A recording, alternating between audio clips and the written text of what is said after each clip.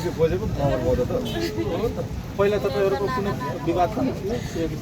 केही थिएन उसको घरमा बस्ने मेरो बच्चा सुत्ने खाने सुतेको बेलामा म आफै बोकेर लिएर जान्थ्यो बस्थ्यो त्यस्तो केही शङ्कै थिएन उमाथि यस्तो गर्छ भनेर मलाई केही उ नै थिएन अब के त त्यसको मनमा के पाप रहेछ मेरो अथवा केही पाप थियो भने मलाई भन्थ्यो अथवा मलाई मार्थ्यो मेरो बच्चालाई किन मारेको मसँग दुश्मनी भएको भए मलाई निकाल्थ्यो मेरो बच्चालाई केही बोल्न नआउने बच्चालाई मारेको सरकारी कमजोर भएन सरकार कमजोर हुनु भएन कि मेन चाहिँ सरकार कमजोर हुनु भएन सरकार बलियो हुनु पर्यो यस्तो मार्नेलाई चाहिँ यस्तै मार्छ बच्चालाई त्यसरी मार्नु पर्यो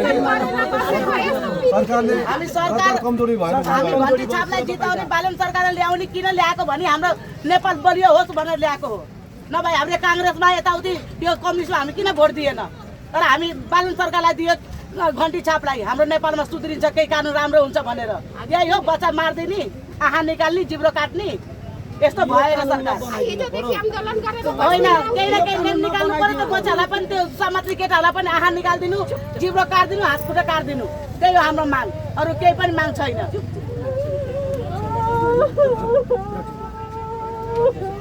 जोन कहिले बजाउनु